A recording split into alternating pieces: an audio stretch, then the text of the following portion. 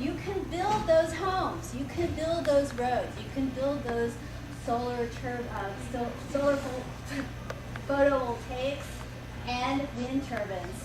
And this will actually improve the economy because you put people to work right away and you provide us with a source of energy that we can use right now.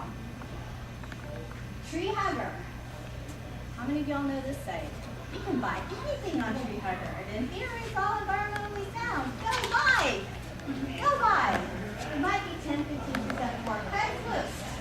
Reduce, reuse, recycle. Liked that part of Tamara's presentation. Free cycle. Any of y'all know about that? Yes! Yay! Go free cyclers! Have a scanner I've been trying to get rid of. That's me. Okay, so free cycling I love because we're keeping these out of the dumpster. We're using these through their entire life cycle. We're fighting planned obsolescence. Do y'all know that term? Planned obsolescence, where manufacturers, those icky CEOs, not the ones singing Kumbaya, are making products that are going to break down on purpose. And we free cyclers are saying, no, we're going to use them to the bitter end. Coffee grounds 3 times. Okay, we must draw the line somewhere, right? Conservation, we heard about conservation already. I could talk about that for hours and hours, but I'm not going to because I'm almost done with the cell part of my presentation. We also heard about stocks.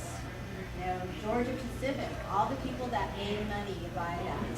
I want us to stop thinking in terms of the light bulbs. I want us to think in terms of the homes, like from the greed story. I want us to think in terms of if you have the money to invest in stock, let's put it in those companies, which can be found. The indexes are out there that are doing socially responsible work. Let's put our dollars where they are most effective. In the long run, this is going to pay off. Sit down, do the math, run the numbers. It works. In the short run, yeah, it costs a little bit more. I'm not going to apologize for that because the quality of my life, I'm willing to pay a little bit extra for it. And I'm hoping that you're willing to do so as well. Yes, always. So, you mentioned the housing and the roads and all these other ways to live healthier and greener. And you said all these market prices. So what is going to drive down the prices so it'll be more appetizing to the general public? I love this question. Apparently, a little too excited. This is why I want you to buy my sell message or sell my buy message. I was a little confused. Okay. Because if enough of us are purchasing that home, the cost comes down. If enough of us are taking our recycle so that it becomes cost effective to turn those materials around into new products, enough of those new products are put out there, then just by sheer number, costs come down. That's how it happens with everything. The first light bulb cost a mint. Now you can buy it for 23 cents. So the first fluorescent light bulbs cost $14. You can buy them now for like 3 or 4. Do you think it's because the technology is so much more advanced? Well, that's a part of it. But really, it's the numbers. Walmart started selling compact fluorescents, and the price went down from $7.32 at Home Depot to $4.39 or whatever it is. I don't say this often. Thank you, Walmart. So there is a method to this madness. That those of us who are willing to be the social activists, those of us who are willing to get our heads beheaded, figuratively, by paying an extra dollar, we are paying the path for those who will come later and be able to have a quality of life that is similar to ours in the face of what is certainly going to be difficult times. Difficult times in line with just the climate change. It's going to be difficult when food is scarce. It's going to be difficult when energy is disrupted, energy flows are disrupted.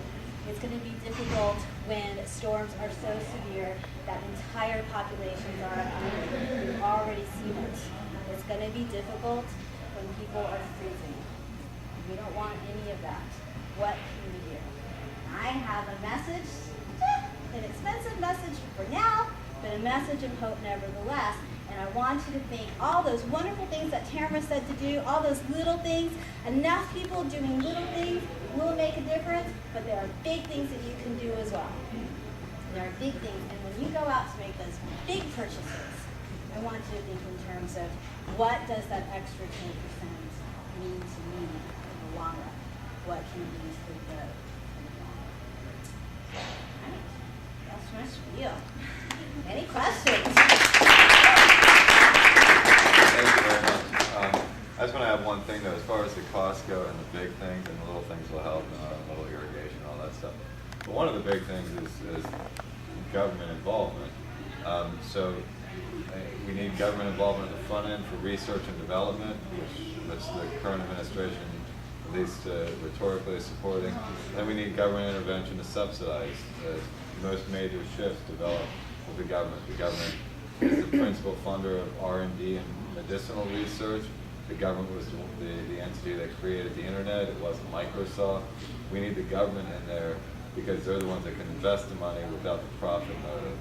And that's the big stuff. And that will affect the price. It's not just supply demand. Right. No, absolutely. And the first name on the list, Dan Jones, he makes a point of that specifically. He's saying, the government either give us the subsidies for green jobs, or at least take away the subsidies that the looters are getting. Yeah, the coal. And he also specifically says, if you are building a government structure, you're doing that infrastructure, that it should, on purpose, go to those companies that are doing things wisely. Let's vet the companies in such a way. And all of infrastructure, well, not all of it, but most of infrastructure that I was talking about is absolutely from the government's perspective. We're paying companies to do it, but it's we, you, and I with tax dollars through government choices. And we can influence those government choices. So absolutely, I'm not denying that as a huge component. Yes, we should support those politicians that are doing it. Yes, supporting politicians. Are we allowed to talk about that? I'm not doing anything part of we were supposed to be neutral. I was saying whatever the politicians might be, they're supporting what we like. Okay, all right. Support your politicians. There you go. Part 2. Any other questions? Go home. Please.